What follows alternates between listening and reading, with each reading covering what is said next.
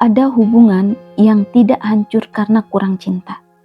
Ia hancur karena kedua orang berhenti saling menjaga. Hari ini aku ingin bercerita, bukan cerita sempurna, tapi cerita yang mungkin mirip dengan banyak rumah tangga di luar sana. Tentang seorang suami dan istri, tentang pilihan kecil, dan tentang akibat besar yang datang belakangan.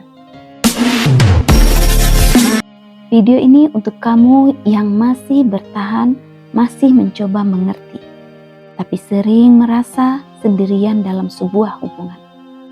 Awal hubungan ada harapan.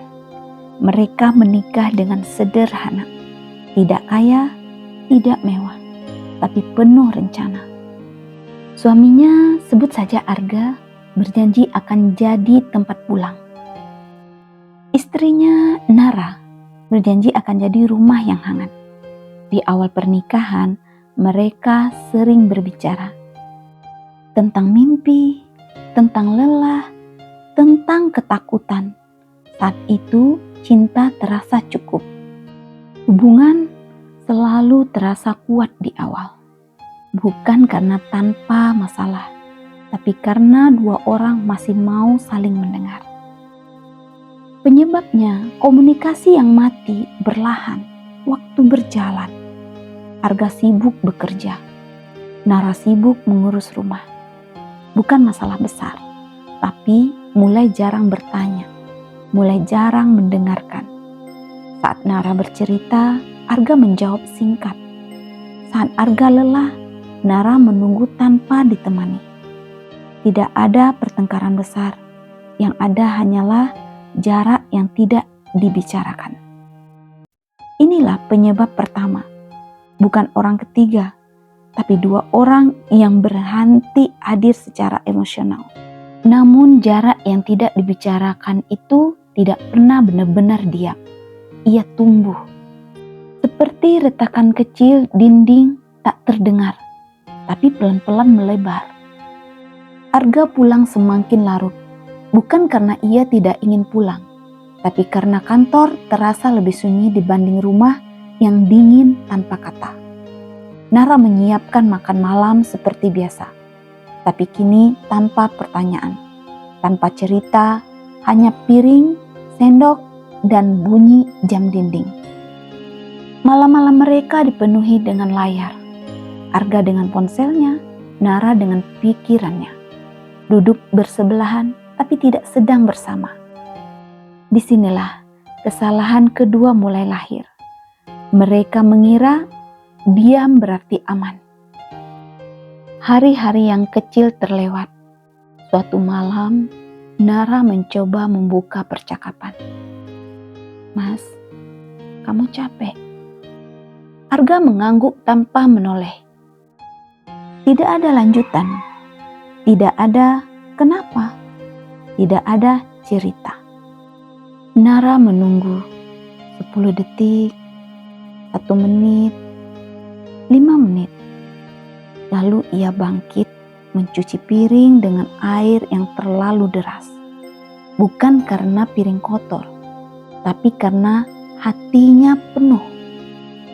Di sisi lain, Arga merasa sudah cukup menjawab. Dalam kepalanya, "Aku bekerja untuk kita. Harusnya itu sudah dimengerti." Disinilah kesalahan ketiga. Menganggap pengorbanan tak perlu diterjemahkan. Lelah yang tak pernah ditanyakan. Nara juga lelah, tapi lelahnya berbeda. Ia lelah menunggu, lelah berharap, lelah merasa tak penting. Ia berhenti bercerita. Bukan karena tak lagi ada cerita, tapi karena setiap cerita berakhir di ruang kosong. Saat Arga pulang lebih malam dari biasanya, Nara tak lagi bertanya. Ia hanya berkata, "Makanannya di meja." Nada suara datar. Arga mengira itu tanda dewasa, padahal itu tanda menyerah. Keretakan mulai terlihat. Suatu akhir pekan, mereka menghadiri acara keluarga.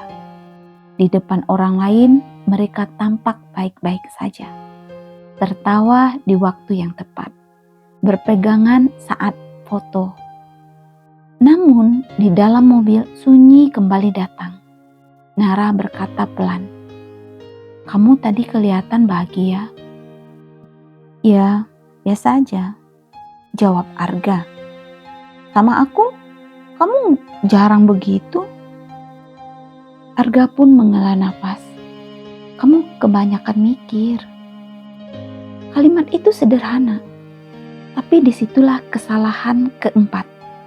Mereka meremehkan perasaan pasangan. Sejak hari itu, Nara belajar satu hal. Perasaannya tidak penting untuk dibahas. Orang ketiga yang sering disalahkan.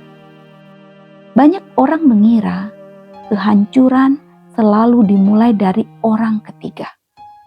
Padahal seringkali orang ketiga hanyalah penonton yang datang ketika dua orang sudah lama tak saling menatap.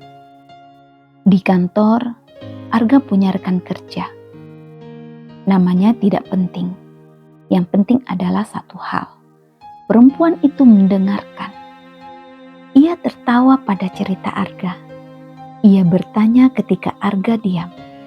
Ia berkata, "Kamu kelihatannya capek deh. Istirahat dulu."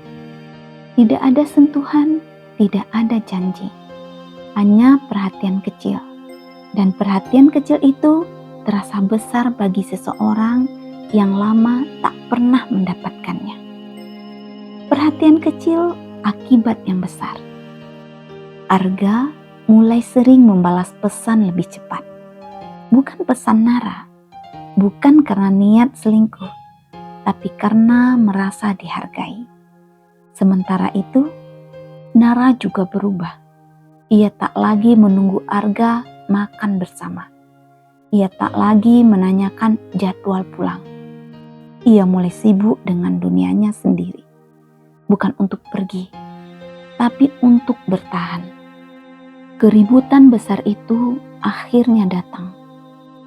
Malam itu hujan. Arga pulang larut. Nara duduk di ruang tamu.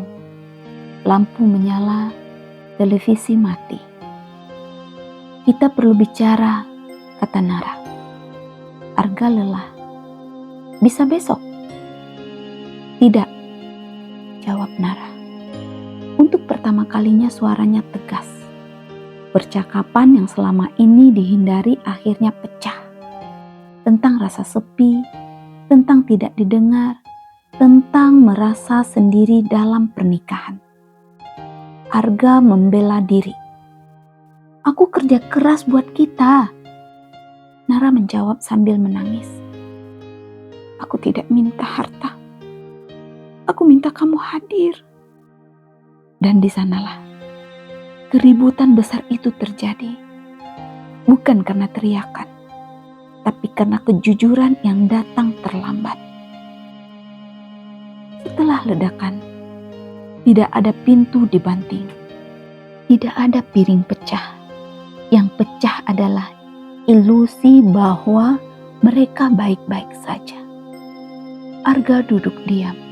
Untuk pertama kalinya, ia mendengar tanpa membela diri. Dan Nara akhirnya berkata, "Aku tidak marah. Aku capek." Kalimat itu lebih menyakitkan daripada amarah. Pilihan terakhir. Setiap hubungan punya dua akhir. Pergi atau belajar kembali tinggal. Malam itu mereka sadar. Bukan cinta yang habis, tapi kebiasaan saling menjaga yang hilang. Pertanyaannya bukan lagi siapa salah, tapi masih maukah kita belajar mendengar lagi? Banyak rumah tangga tidak runtuh karena badai besar. Ia runtuh karena hujan kecil yang dibiarkan terlalu lama. Dan jika kamu mendengar cerita ini merasa sedang berada di titik ini, ingatlah, kadang yang perlu diselamatkan bukan pernikahan, tapi keberanian untuk hadir kembali sebelum semuanya terlambat.